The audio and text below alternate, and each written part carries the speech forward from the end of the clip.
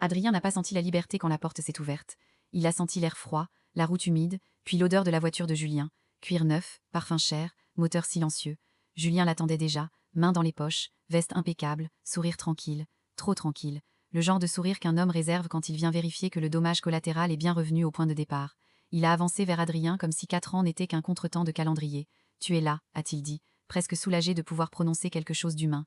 Adrien a hoché la tête. Il avait maigri, ses épaules étaient raides, son regard un peu trop fixe. Julien l'a pris dans ses bras, avec cette chaleur calculée qu'on met quand on veut paraître loyal devant un témoin invisible. « Je t'emmène chez moi, on parlera posément. » Adrien n'a pas répondu. Il a regardé la montre au poignet de Julien, puis la voiture, puis le visage propre de son ancien ami. À l'intérieur, tout était déjà écrit. Julien croyait accueillir un homme cassé. Il ramenait en réalité quelqu'un qui avait passé 4 ans à apprendre à lire les failles. Dans la voiture, Julien a parlé de choses insignifiantes. Les nouveaux contrats, les vieux collègues, l'évolution de la boîte, les gens qui ont survécu à la tempête. Il a parlé comme parlent les hommes qui ont volé un poste et qui veulent quand même laisser croire qu'ils sont restés décents. Adrien l'écoutait sans bouger. Il regardait la ville traverser la vitre, les feux rouges, les gens pressés, les façades grises. Il aurait pu éclater de rire à chaque phrase, mais il n'était pas venu pour ça. Il avait déjà compris depuis longtemps que Julien n'était pas seulement l'ami qui l'avait trahi, c'était l'homme qui avait pris son dossier, sa place, son entreprise, sa compagne et son enfant, sans jamais se retourner.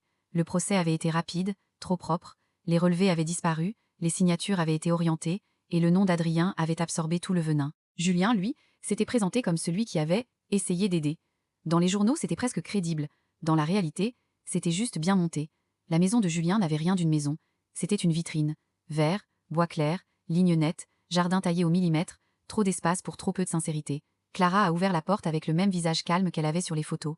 Elle a mis 1 seconde de trop à poser les yeux sur Adrien. Pas assez pour que quelqu'un d'autre le remarque, mais assez pour qu'il le voie, lui.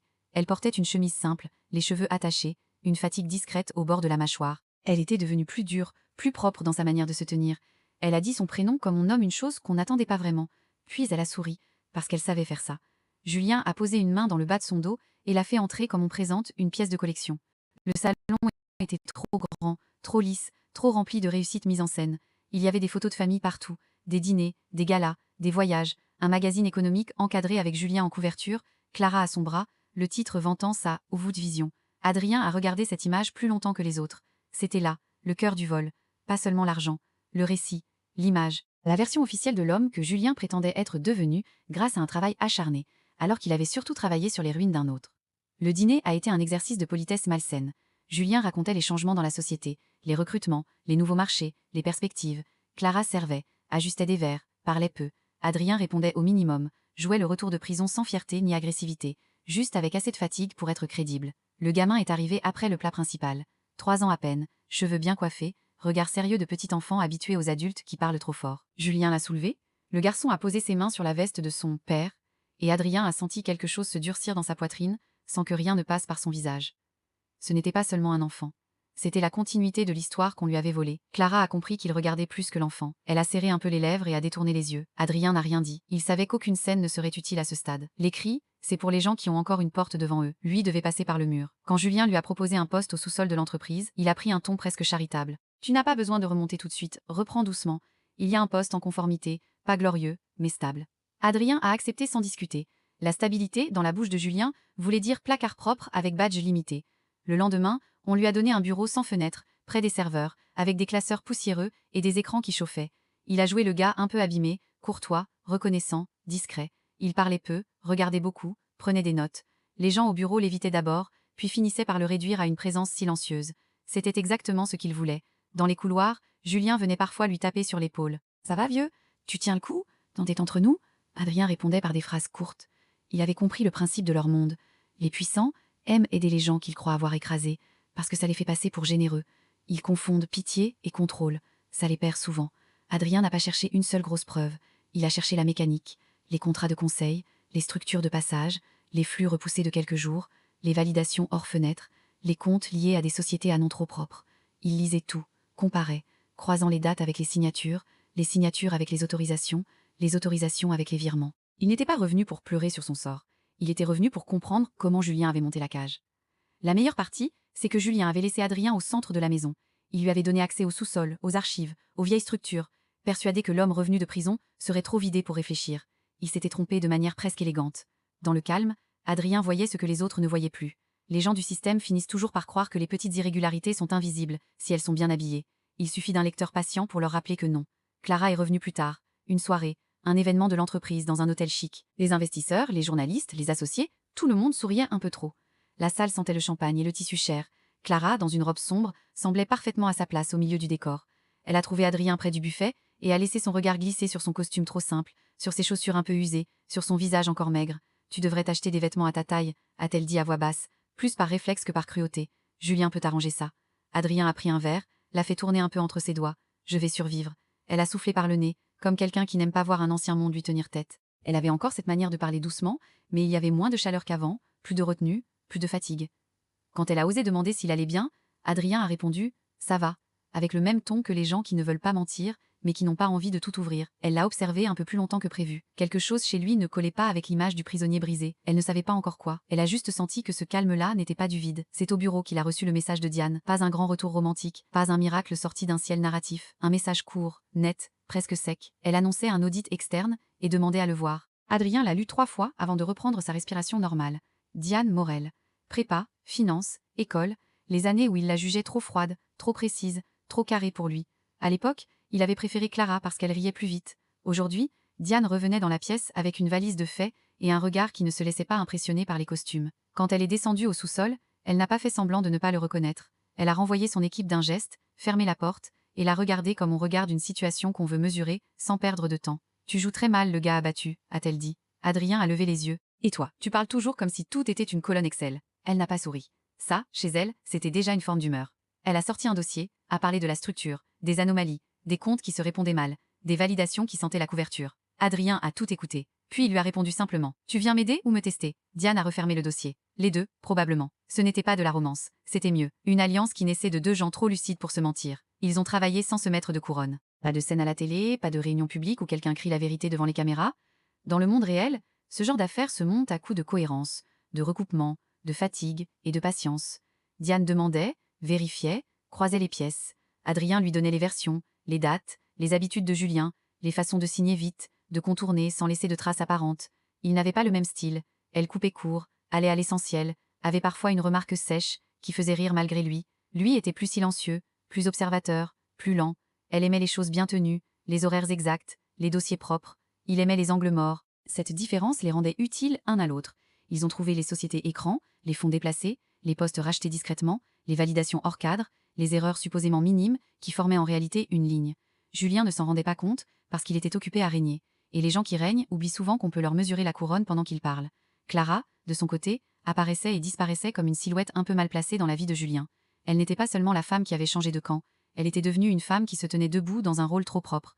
Elle savait sourire, recevoir, rassurer les invités, tenir la maison, répondre aux questions sur l'enfant. Mais par moments, Adrien voyait passer chez elle quelque chose d'autre, un agacement, une fatigue, une micro-onde qu'elle cachait dans la façon de ranger les verres ou d'éteindre une lumière. Un soir, elle est descendue au sous-sol pour récupérer des dossiers et l'a trouvée seule. Elle a regardé la pile de papier, les écrans, la façon dont il classait les pièces. « Tu travailles trop », a-t-elle dit. « Tu t'acharnes », a répondu Adrien. Elle a gardé le silence. Puis, comme si elle n'avait pas le choix, elle a demandé « Tu comptes rester combien de temps dans cette maison ?» Adrien a relevé les yeux. « Assez longtemps pour comprendre comment vous avez respiré à ma place. » Elle a eu une hésitation. Juste une. Puis elle a repris son visage calme. « Tu penses vraiment que Julien t'a pris tout ça tout seul ?» La question était plus lourde qu'elle ne voulait le montrer. Adrien n'a pas répondu, parce qu'il avait déjà senti, à plusieurs reprises, qu'elle savait plus que ce qu'elle disait. Il n'avait pas encore décidé à quel point. Le gala annuel a été annoncé comme une consécration. Julien voulait lever des fonds, passer à l'étape suivante, afficher sa réussite devant les investisseurs, les banques, les médias. Il adorait ce genre de soirée où les gens se parlent avec des sourires alignés. Adrien a accepté d'y aller, parce qu'il fallait que tout se passe devant tout le monde au moment exact. La salle était pleine, les verres tintinabulaient, les flashs crépitaient, les journalistes passaient de groupe en groupe. Julien se déplaçait avec l'aisance d'un homme qui croit que le sol lui appartient. Clara était à ses côtés, impeccable, calme en apparence. Diane se tenait plus loin, avec son dossier et son regard de lame. Quand Julien a pris la parole, il a parlé croissance, discipline, vision. Il a eu droit aux applaudissements de ceux qui aiment ce qu'ils ne comprennent pas. Puis, au moment de finaliser la signature et de présenter les derniers éléments aux investisseurs, Diane s'est levée. Elle n'a pas crié, elle a simplement demandé qu'on affiche les documents. Les premières incohérences sont apparues, puis les autres. Les dates ne collaient pas, les circuits de fonds étaient dissimulés par des contrats fictifs, les autorisations avaient été bricolées, les rachats d'actions passaient par des couches de sociétés qui ne tenaient debout qu'avec beaucoup de mauvaise foi et assez de chance.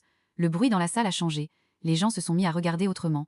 Julien a d'abord souri, comme s'il s'agissait d'un malentendu, puis il a commencé à comprendre.